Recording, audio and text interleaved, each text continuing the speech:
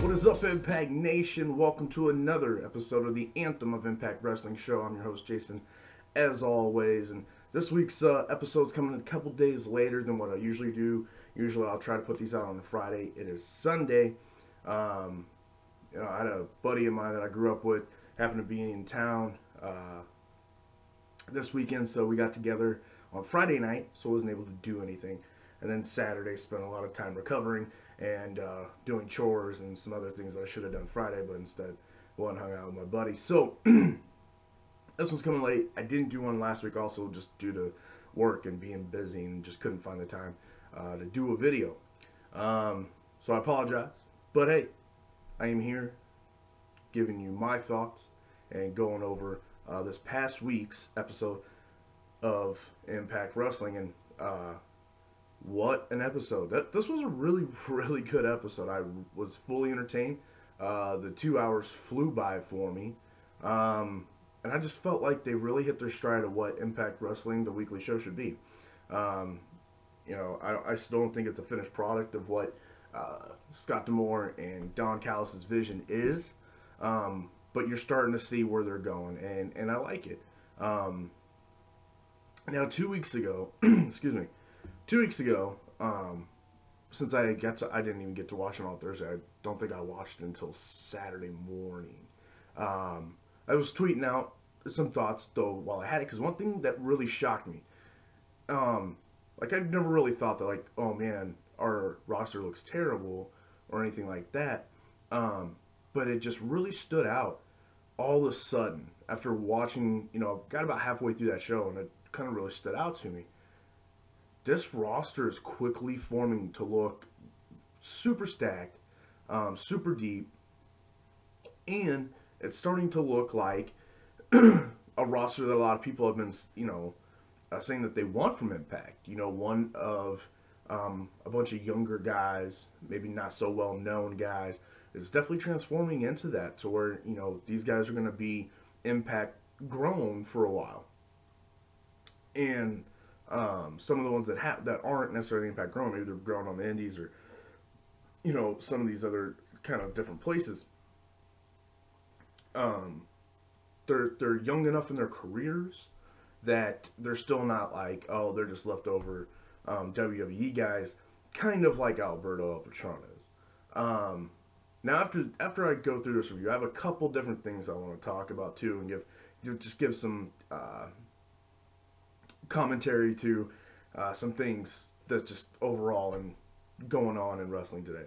Anyway, back to my point here was the roster. Like I said, the roster is getting deep. I mean, all of a sudden, I understand EC3 and Lashley, they're on their way out, through these tapings, and I get that. Obviously, we just lost James Storm, so I get that. But EC3 and Lashley were on these shows, whatever. Anyway. You still have Johnny Impact, Eli Drake, Brian Cage, Austin Aries. Now I'm going to start like blanking on some of these names. Jimmy Jacobs, they're starting to build Congo Kong, right? Abyss is there, still there. Whether you like the Joseph Park gimmick or not, Abyss does that gimmick very well. Tag teams still with Trevor Lee and Caleb Conley. Now you got Cole of Lee, you got LAS, you got OVW, you got Sami Callihan, OVE, Sami Callihan, just all these different guys and so many different things. Taiji, I cannot talk to you today. Taiji Ishimori and Desmond Xavier and Matt Sydal. I mean, these guys are all coming.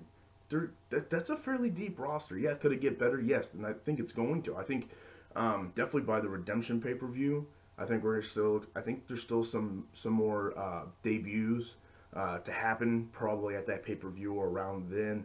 I just get this feeling that's going to be that next wave of who they want to bring in, that they couldn't come to terms with probably going into the last set of tapings. But that's where I could see some new debuts or maybe some returns. Who knows? But anyway, I just thought that it just shocked me that everybody there's kind of a big narrative out there that Impact Wrestling is their roster is shit. The wrestlers are all leaving. Everything is bad. But if you look at it, you know, yeah, we're losing a couple of guys that sure maybe we don't want to lose, but man, this roster still looks really good and really deep. But anyway, I just wanted to get that out there for people that didn't see the tweet. I just wanted to bring that up. But anyway, let's get into this week's episode because it was phenomenal. Maybe not phenomenal, but it was really good. And again, it started off with the match. It was really good. We started off with LAX versus Colt Lee. And man, did they start off. They started off exactly how I think the first match should always start on a show. Fast paced and chaotic and just, you know, not chaotic in a bad way. Definitely, you know, chaotic in a good way where it was fast paced. It got you going, jumping right into the show. Oh man, okay, here we go. This can be fun. And that match just was awesome. Overall, just they started with the bang, they ended with the bang. The LAX, this Cult of Lee LAX feud, I think is going to be really good. A lot of fun. You got 4 super talented wrestlers. So it's going to be good.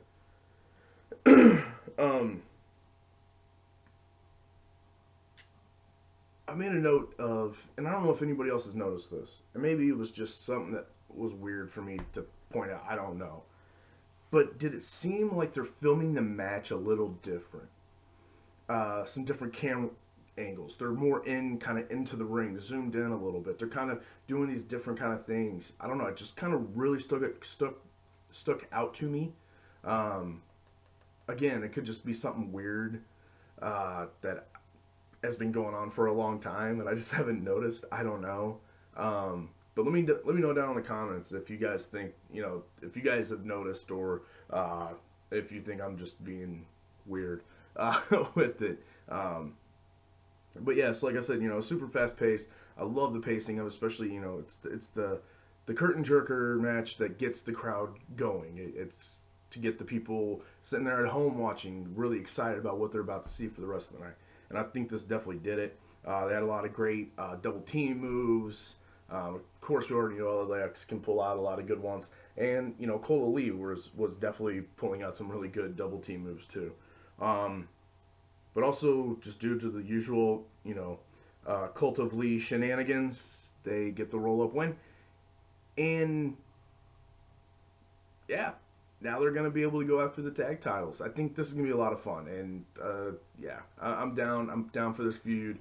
I'm down for that tag team. I think that was really, this tag team of Colt Lee, Caleb Conley, and Trevor Lee is going to be a lot of fun.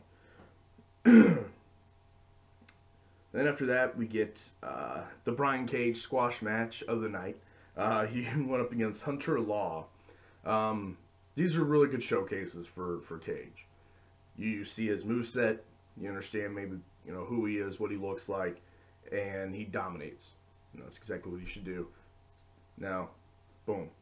Eventually, you maybe start leaving him in squash matches, but get him into maybe storylines of some way, somehow, with somebody else, and then you can get him going in against your everyday contracted wrestlers, and have him, you know, beat them and dominate, and then move on and whatever else. But anyway, I think so far, last 2 weeks, your squash match bookings for Brian Cage, exactly what you should do. So, I just don't want them to get into the Braun Strowman thing, because there was a while where like Braun Strowman, you're like, okay, we get it, we don't care anymore. He can squash a bunch of no-namers, we get it. But you know, like the one bad thing about like how the WWE did that too was they started off each match with like the jobber having some stupid cheesy ass line to say. So like it just kind of, I don't know. I'd rather just, if you're gonna have a squash match, you're gonna have a jobber and you're like your dominating monster. Your dominating monster, ding ding ding, couple moves, wins, ding ding ding, out. Like that's how you should do it, and that's exactly so far how they've been doing Cage, and I'm cool with it. We'll see where it keeps, you know, developing through these next several weeks, but we will see. The next match, we go to Destiny Wrestling in Toronto, Ontario, Canada.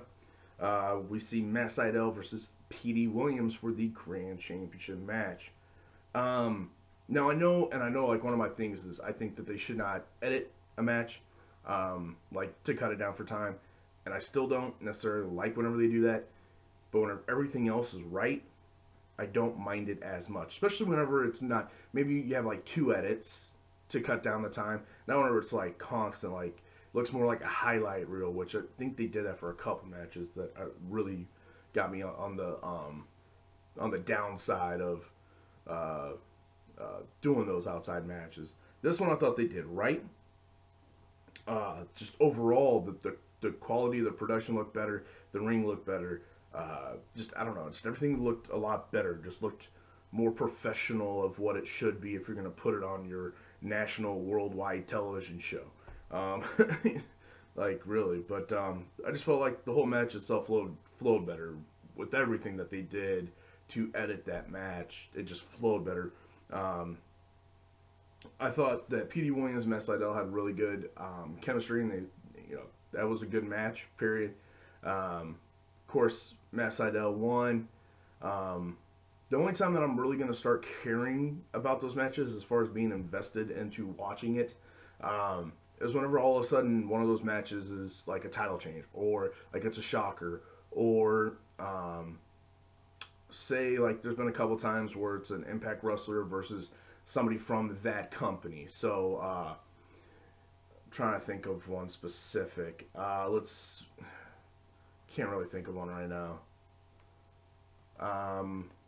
But anyway, regardless, somebody from their specific gets an upset win over the Impact guy. And so you do something like that, something different. I'm just going to be able to enjoy it, to go, oh, wow, what a great, that's a good, fun match to watch. I'm not going to be as invested in it as in, I think this matters, But afterwards, they did do something a little bit. They put a storyline into it.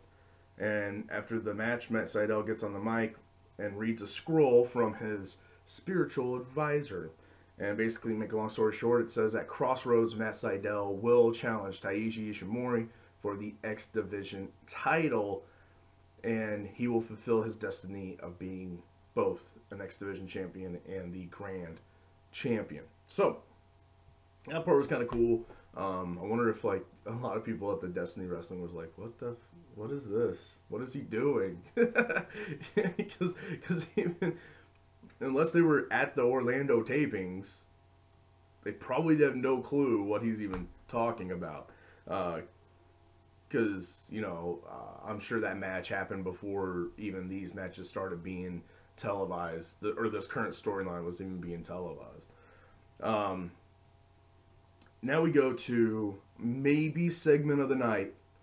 I had a blast watching this. I don't know if anybody else did, but I know I did. Is the segment of the night for real? No, not really. But it was definitely up there. It's one of my favorite parts of the show, and it was whenever Congo Kong and Jimmy Jacobs call out Abyss. So they go to the ring, and Jimmy Jacobs is up there doing his thing and killing it, doing his shtick as being, the princess, and he's so good in this role. He's gonna be amazing. Like, I can't wait to see how this all fully evolves, and even how Jimmy Jacobs as a character evolves.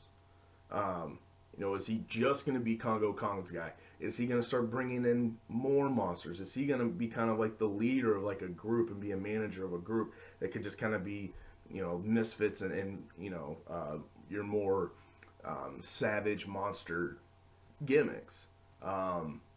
Is he ever going to eventually wrestle for Impact Wrestling? I'm really interested to see what he ends up doing too after this story between Congo Kong and Abyss.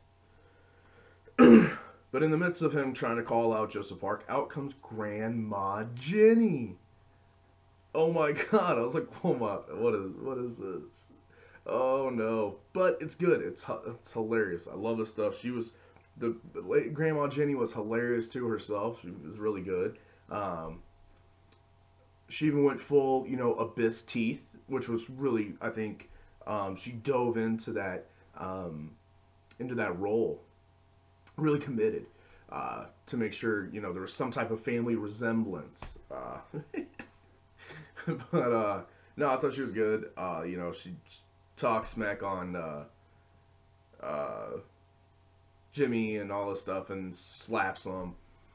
So of course Jimmy then, you know, tells Congo Kong to attack her. Out comes Joseph Park for the save. Goes out there, talks, you know, uh, talks on Jimmy Jacobs. Congo Kong gets ready to attack Jimmy Jacobs, but Congo Kong then from behind attacks Abyss. Or Abyss. Joseph Park, sorry, he's not Abyss yet. He's still down inside Joseph Park. And after the attack, Jacob says he wants Abyss or else. So we'll see where this keeps going. I'm guessing having Abyss come back is a big deal. And I know I remember seeing somebody talk about Abyss does return at the taping. So I'm going to go with probably Crossroads when we're finally going to get to see the monster Abyss return. Which I'm always up for. Love Abyss.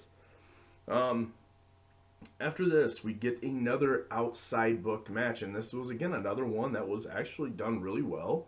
A lot of fun to watch. It was done in a decent ring, decent arena, good lighting, good production value, and again, it was a no DQ match between Alberto El Patron and Moose. And again, Moose is over as Rover. All right, he's in Vegas at some random, you know, thing, and people are still out there just moosing it up, you know, and dude's just, yeah.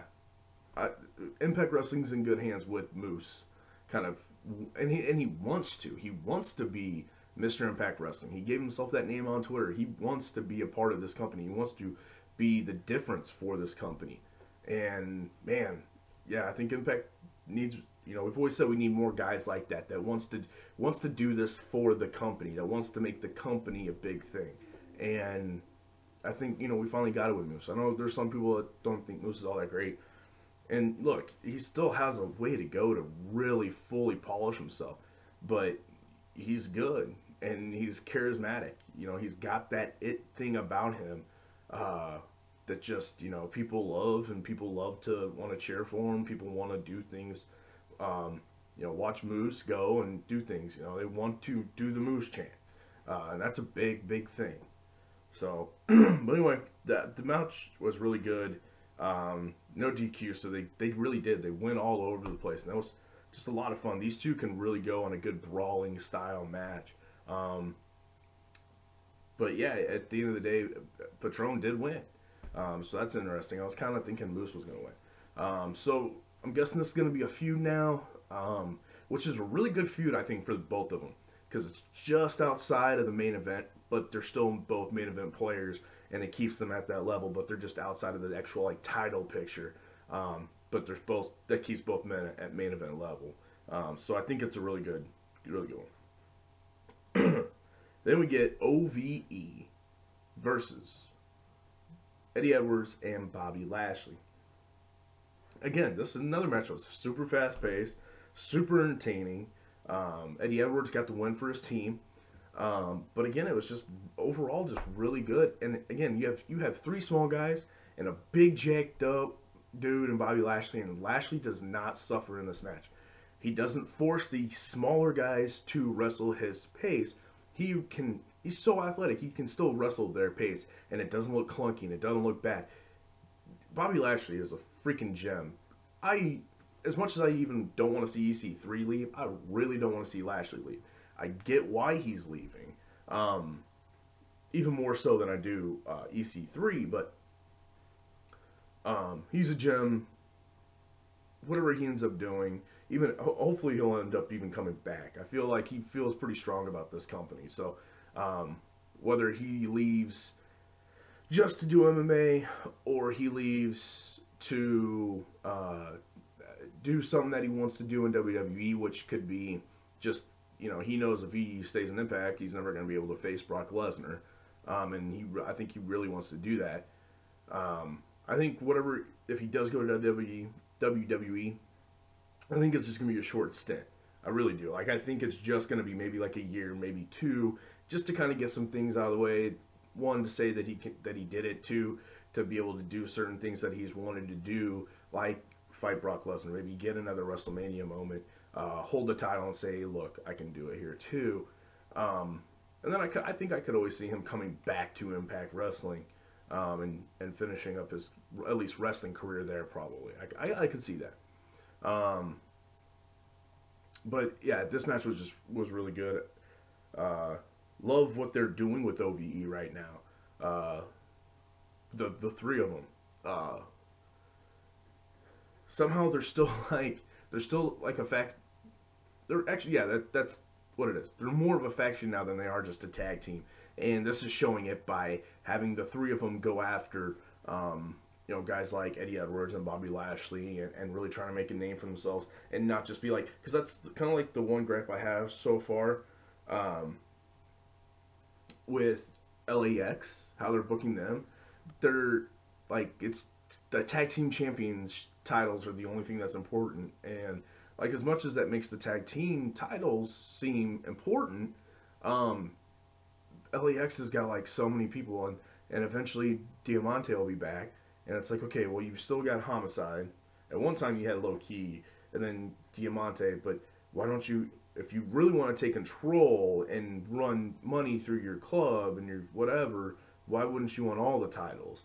And, you're just going after the tag team titles, as if like the tag team titles have this secret, like the secret spell of life or something that can get you a ton of money and run product and do criminal things with tag team titles.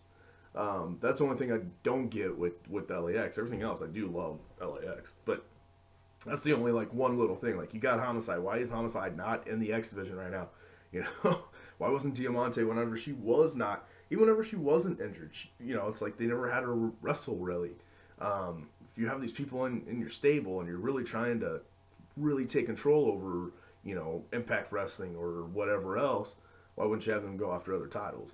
So at least with LAX now, they're kind of expanding outside of just the tag team, and they're going to go after big name guys, and have feuds that aren't just with other tag teams.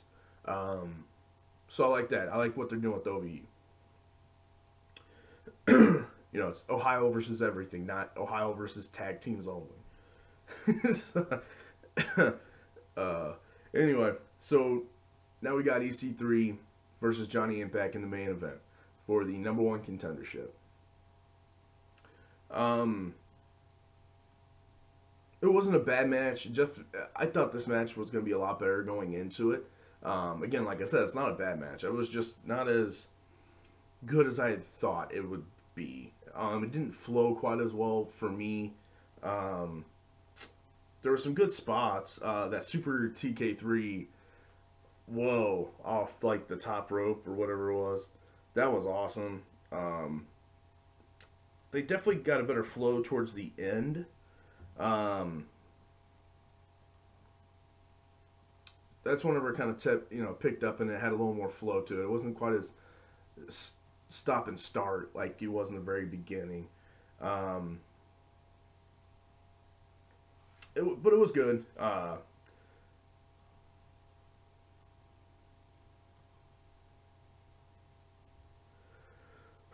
Excuse me. I'm trying to remember the full finish. I'm looking at my notes. I'm trying to remember the full finish. It's been a couple days. But yeah, at one point, I think Tyrus did something and it didn't work out, and EC3 goes out there and yells at Tyrus and kind of pushes him. Tyrus pushes him back, and then end up somehow getting into a way that Impact gets the win. So now he goes on to Crossroads to face Austin Aries, and wow, Johnny Impact versus Austin Aries is, I think personally, a dream match. We're gonna get one of those rare dream matches. I can't wait. I think it's actually gonna be a lot of fun. It's gonna be really good. I think those two are gonna actually put on a really good match. But anyway, that was this past week's episode of Impact Wrestling. Like I said, I thought it was really good. A lot of wrestling, and a lot of good wrestling matches. They're giving these matches time. I'm really liking that. They're still able to tell some stories, which again I'm a fan of. I'm a fan of the storyline part of it. It's what gives each match meaning. If not, then you're just watching a match after match after match. Um, so I think right now the evolution of Impact Wrestling is I think on a good spin. I definitely think it's moving in the right direction. Um, so those are my thoughts on that. Now, just some overall wrestling thoughts here, real quick, that I just kind of wanted to touch on. And I was talking earlier about like the roster rotation, and I remember seeing Don Callis was asked about the reporting on this, and he's like, look, I'm not gonna rag on wrestling journalism because it is what it is. That's what wrestling journalism is. He goes, but there's always talk about who's leaving, but not who's coming in, and all this stuff. And of course, people laugh at Impact Wrestling whenever they lose people, but they never talk about whenever, I'm talking about like YouTubers, like, wrestling YouTubers. I'm talking about, definitely wrestling dirt sheet sites and everything else. They're always talking negative, like it's a negative thing that people are leaving Impact. And then they're going somewhere else. And I think it's because it's been such a long time now, people have forgotten what it used to be like. Whenever Scott Hall and Kevin Nash left WWF and went to WCW, or whenever Jericho left WCW and went to the WWE, whenever Big Show went back and forth, whenever WCW got guys like Macho Man and Kurt Hennig and Rick Rude and well, not really Hacksaw Jim Duggan, but Hacksaw Jim. But whenever people moved before, and even before, like kind of the big mid-90s part, Ricky the Dragon Steamboat went back and forth, Flair went back and forth, Dusty Rhodes went back and forth. It wasn't never that I can remember looked at as, WWF's in trouble, they're sinking ship. I mean, their attendance at that time wasn't that great either, so that kind of helped with the WWF. People thinking that they were possibly on bad terms. But, whenever people left WCW, it wasn't really kind of looked at either way. It was just people, people were excited. Oh my God, oh, now we're going to get to see this guy over here. Oh my God, now this guy's going over here. It was never like, oh, you only got them because they suck now. And then it's, oh, they're leaving you because you suck. And it's, no, why can't we just be happy that people are jumping back and forth? We get to see them on different programs with wrestling different people, and it changes up stuff and keeps things fresh, and all that stuff. Like I'm kind of, if Bobby Lashley shows up, like I'm always kind of disappointed when people show back up in WWE, because always I'm like, right now the writing's just not been good. They're they haven't been booking people necessarily right or well, and so yeah, whenever they go there, I'm kind of like, God, okay. I mean, case in point, look at Bobby Roode.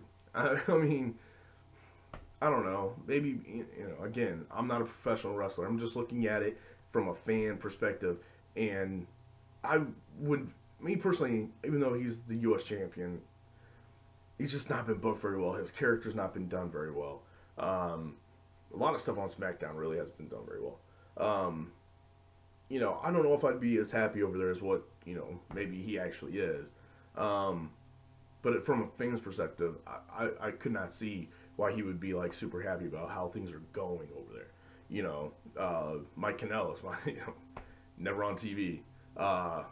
So, it's just all these different things. But at the same time, if Lashley shows up in WWE and they put him into something with like Roman Reigns or Braun Strowman or Brock Lesnar, I'm going to be pretty happy about it. I'm going to be excited because that is something cool to see.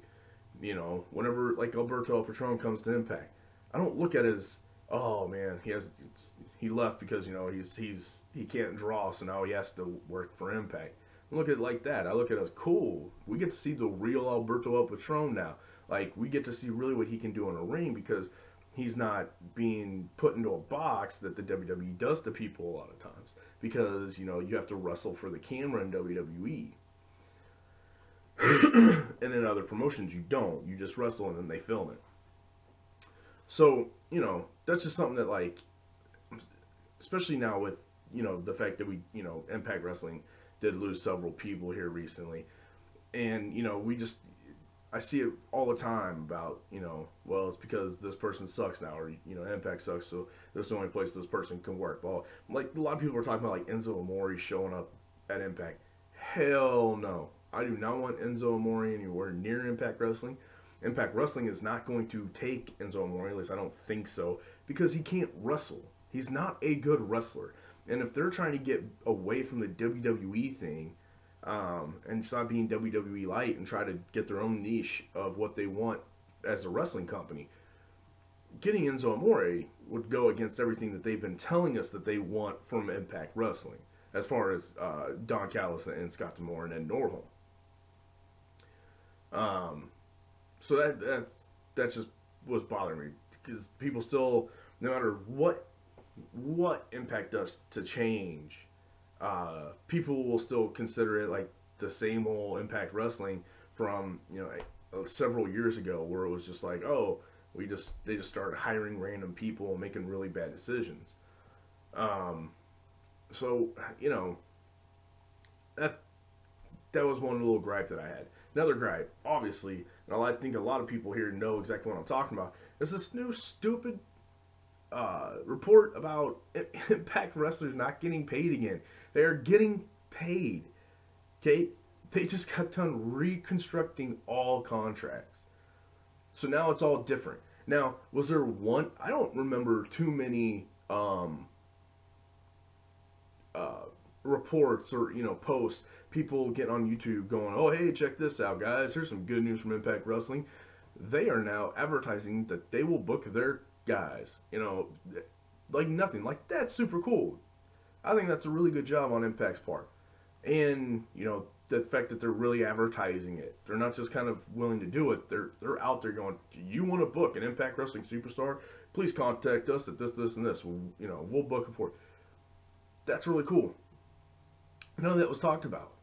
But this other story of, like, for some reason that wrestlers aren't getting paid or not getting paid on time is absolutely ridiculous. And I love that Ed Nordholm finally just came out and was like, look, no, people are getting paid. We all decided that they will be paid like independent contractors. So you do this amount of work, then you get paid for it that next month. Like, it just, so it's like, hey, we try to figure out everybody's payroll. Like, you work. It's just like everybody else's everyday job. I work for 2 weeks, then I get paid. Then I work for 2 more weeks, and then I get paid. Okay? So Impact Wrestling Superstars is the same way. They work this set of tapings for this month. That next month, they'll get paid. Then the next month. So it's not that they're not getting paid. It's just that right now it's all on kind of this different delay. And, and he even said something about, now that they're in Canada, it takes a while for the checks to come down into America and all this other stuff. I could see that. I could see how that would happen. So maybe things are on a little bit of a delay. They're not on the office's part. It's just whether or not these wrestlers are getting their paychecks through the mail. So, again, it's just these little things that people want to point out and pick and prod at, and it's just dumb. Like, I don't understand why, no matter what Impact Wrestling does to do good, that people still just want to come up with these stupid stories of, people not getting paid, or, people might be leaving. And, it's, for Impact Wrestling, it's a countdown clock to see whose contract's up because they're going to leave. Like, that's how the story is put out there. And no other company gets that, even though Ring of Honor is losing people left and right. Nobody talks about that.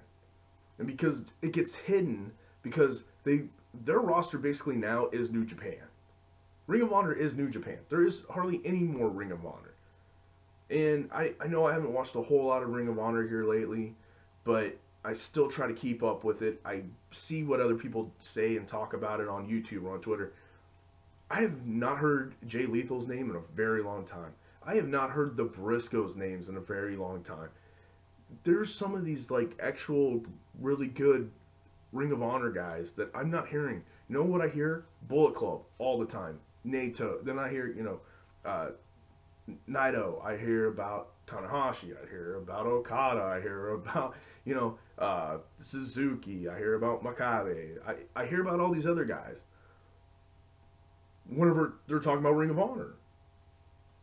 And so, at the same time, they've lost Bobby Fish, Kyle O'Reilly, Adam Cole. I mean, they've lost a lot of other guys too, but I'm just saying, like, just here recently, they lost 3 guys. They lost a couple other guys. Ricochet, well, Ricochet is more New Japan. They just lost War Machine. They had lost Tommaso Ciampa at one point. And of course, many others. But they're losing people too. The one thing that's saving them is New Japan. Impact Wrestling is losing people, but they're bringing more people back in to Impact Wrestling. And, but things are always looked at as, everybody wants to leave Impact Wrestling. No. When was the last time, and I'm dead serious on this, when was the last time somebody went to Ring of Honor? Like a named guy, a decently named guy. Cody Rhodes, okay, he went to New Japan first. Actually, he went to Impact Wrestling first. Then, maybe it's New Japan, Impact, it was all kind of all put together. But I won't even consider X. There's only a couple things with Impact. He went to New Japan first, really, and then developed that relationship in the Bullet Club, which then led him to winning the Ring of Honor World Heavyweight Championship, which then he decided to sign with Ring of Honor. But it's still one of those co-deals. It's a Ring of Honor New Japan deal, just like the Young Bucks have. It's a co-deal. It's not Ring of Honor. It's they're either co-deals or they're with New Japan, but they're now wrestling on Ring of Honor TV. Now, Impact Wrestling just got Brian Cage, the Machine from Lucha Underground. Impact Wrestling just got the dynamic couple of Johnny Mundo and Taya, which is now Johnny Impact and Taya Valkyrie. Impact Wrestling just got Su Yung. Impact Wrestling, it just got Austin Aries back. Austin Aries has a long tenured history in Ring of Honor as well. He's not running back to Ring of Honor. He's running back to Impact. Well, not running back. That's probably a bad way to put it. But he came back to Impact Wrestling. But Impact Wrestling's the shitty company. Impact Wrestling's the one that's on a downfall. I don't think so. Impact Wrestling might be in a rut. They might have been in a rut. But they're not on a downfall. Especially not since Anthem, a very, Anthem Entertainment that is a very well put together company that has longevity and has plenty of money there. Now it's stable to have a backing of owning Impact Wrestling, an entity of Anthem Entertainment. Now, I'm not saying Ring of Honor necessarily is going to fall apart because they're also owned by, the Sinclair Broadcasting Group. So it's another group that just bought the Chicago Tribune. So there's also some very strong, stable backing, but it's like they're not making any effort to really make the Ring of Honor half any better. They're just, like, Ring of Honor is kind of like, what's kind of coming down to? It's almost kind of like whenever it was WCW and NWO. Remember, like, they started, because that was kind of the plan at one point, was the NWO was supposed to be like its own brand. And then, like, they were going to kind of go at each other.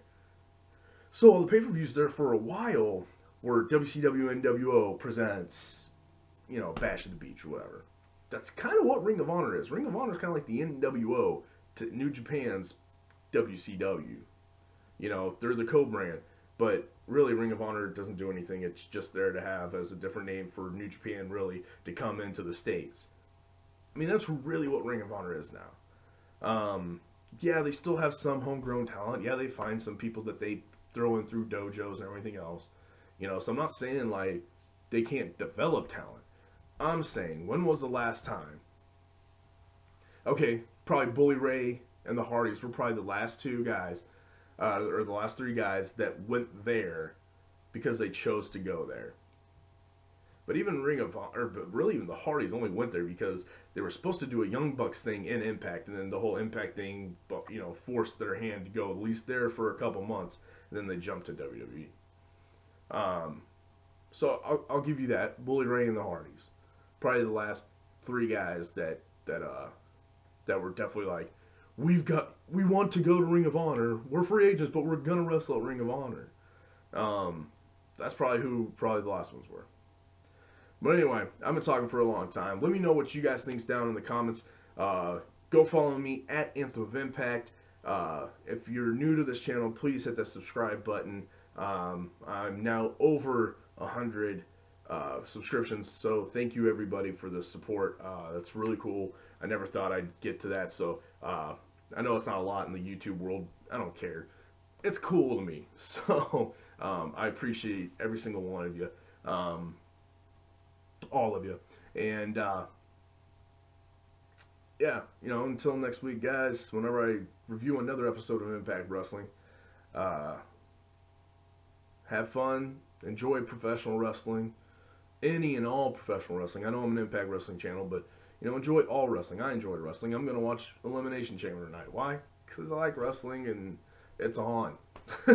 So just go out there and enjoy wrestling. And until next week, peace.